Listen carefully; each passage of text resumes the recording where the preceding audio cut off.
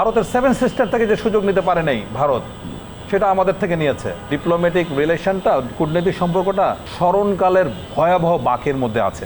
শুধু সরকার নয়, মানে রাজনৈতিক দল, জনগণ, মিডিয়া সমস্বরে বাংলাদেশ বিরোধী প্রচারণা করছে। বাংলাদেশ এবং ভারত এখনকার ধরুন এই মুহূর্তে যারা দায়িত্বশীল আছেন বা অন দ্য সিটিং চেয়ারে আছেন, তাদের আচরণ কি আসলে আমাদের দু দেশের জনগণের মধ্যে বিভক্তি আরও বাড়াচ্ছে কিনা, এবং এর ফলে যে ধরনের ঘটনা প্রবাহগুলো ঘটছে সেগুলোর প্রতিফলন আমরা আসলে সীমান্তে দেখতে পাচ্ছি কিনা, বিষয়টা কিরকমই?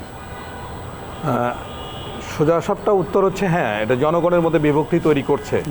এটা উদাহরণস্বরূপ চাঁপাইনবাবগঞ্জ সীমান্তে আমরা যেটা দেখলাম, যে গাছ কাটাকে কেন্দ্র করে ভারতের জনগণ বাংলাদেশের সীমান্তে প্রবেশ করে গাছ কাটলো, এবং এটা নিয়ে প্রায় সংঘাত, একটা ছোটোখাটো বিক্ষিপ্ত সংঘর্ষ বা সংঘাত হলো, এবং দুই তিনজন বাংলাদেশি এখানে আহত হলো। এবং তারা সাউন্ড গ্রেনেড বা এ ধরনের জিনিসগুলো ব্যবহার করছে, যেটা কিন্তু কোনো কোনো সুশৃঙ্খল বাহিনী ছাড়া সাধারণ মানুষের কাছে থাকার কথা না। এখন কথা হলো, যখন আমরা দেখি যে বাংলাদেশ ভারত সীমান্তে 5টা জায়গায় একইভাবে ঘটনা ঘটছে, তখন এটাকে কিন্তু আইসোলেটলি দেখার কোনো সুযোগ নাই। এখন রাষ্ট্রীয়ভাবে বাংলাদেশ ভারতের যে সম্পর্ক, এটাকে বলতে পারেন টানাপোড়েন শব্দটা ব্যবহার করলেন না, তা টানা হচ্ছে সোজা, যেটা পোড়েন হচ্ছে যেটা ভিতর দিয়ে দেয়, যে হ্যান্ডলুমের। তো এই পোড়েনটা এখন এমন পর্যায়ে চলে গেছে, এটাকে আমি বলি যে ঠিক আছে, একদম ডিপ্লোম্যাটিক রিলেশনটা, কূটনৈতিক সম্পর্কটা স্মরণকালের ভয়াবহ বাঁকের মধ্যে আছে, গিরিখাতের কিনারে এসে পৌঁছেছে। এটা আমরা রাষ্ট্রীয়ভাবে এইবার একবার ব্যতিক্রম ধর্মী একটা সময় আমরা দেখতে পাচ্ছি। শুধু সরকার নয়, মানে রাজনৈতিক দল, জনগণ, মিডিয়া সমস্বরে বাংলাদেশ বিরোধী প্রচারণা করছে, এবং তারা গোয়েবলস থিওরি ফলো করছে। দ্য গোয়েবলস থিওরি হচ্ছে repeat A lie so often it becomes true.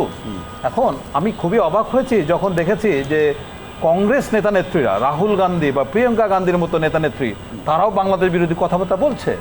Professor Shahiduzzaman যেটা বললেন, আচ্ছা, ভারতের উদ্বেগের কারণটা কি?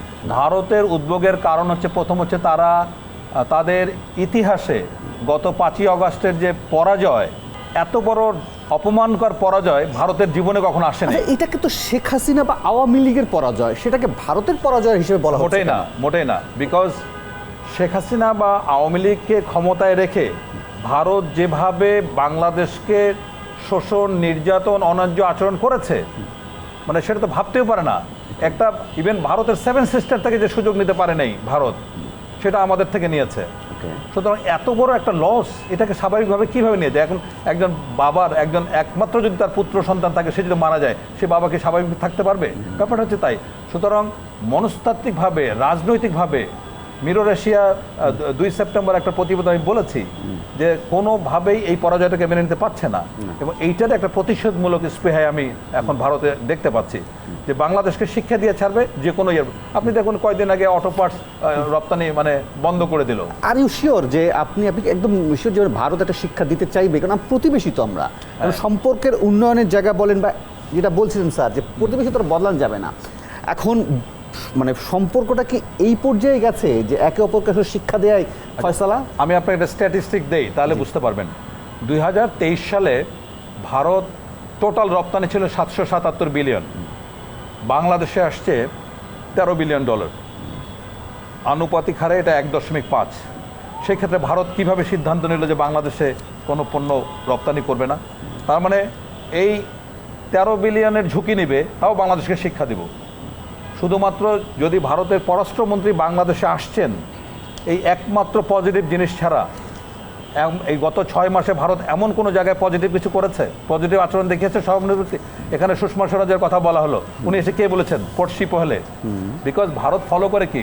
অর্থশাস্ত্র ফলো করে, চাণক্য কৌটিল্যের কূটনীতির প্রথম শিক্ষা হচ্ছে গিয়া keep the neighbours in disturbance, প্রতিবেশীকে কোনো সময় শান্তিতে থাকতে দেবে না।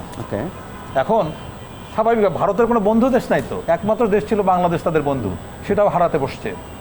এবং এইভাবে যদি আপনি দেখেন ভারতের যে এখন অবস্থা পাকিস্তানের সাথে, চায়নার সাথে, এখানে তো মোটামুটি সহনীয় পর্যায়ে, চায়না বা পাকিস্তান বর্ডার ভয়ঙ্কর অবস্থা ভারতের।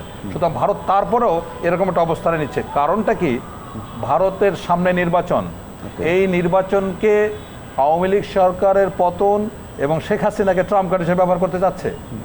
কোনোভাবে যদি বাংলাদেশের সম্পর্কে যে হিন্দু সম্প্রদায়ের মাইনরিটিজের যে অন্যায় অবিচার নিয়ে কথাগুলো হচ্ছে এর 90% মিথ্যা কথা। যে কোনো